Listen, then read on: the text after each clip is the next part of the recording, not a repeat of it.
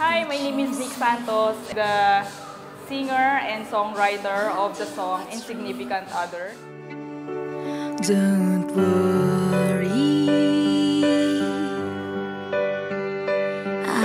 about me. I wrote it way back October 2023. Yun yung time na mag-isa lang ako sa bahay.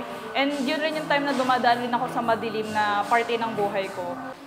Sometimes I felt like hindi ako nasusuportahan or hindi ako napapahalagahan ng husband ko. Tapos parang hindi ako napaprioritize. So parang feeling ko insignificant other ako.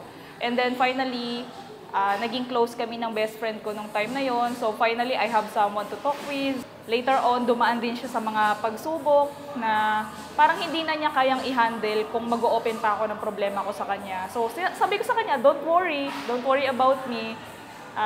Living in the present is hard. We can still find a way. Halo-halo siya sa mga nararanasan ko yun. Not specifically sa isang tao.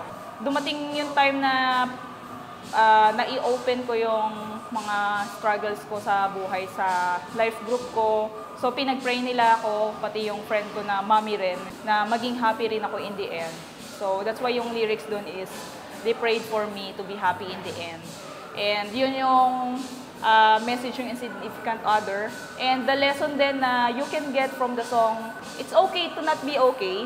It's okay na pagdaanan mo yung mga bagay na yan and yung mga feelings na yan, kung meron ka mga negative na feelings about sa situation mo ngayon, always remember na wag mo solohin. You may not be the priority of other people kasi may mga pinagdadaanan din sila. Pero don't forget to trust kahit isang tao to open up about sa nangyayari sa buhay mo. And you know na even though hindi ka man ma-prioritize ng mga loved ones mo sa buhay, nandyan si God for you. And that is Insignificant Other. And don't forget to stream it on Spotify. It will be out on June 6. I'm just your insignificant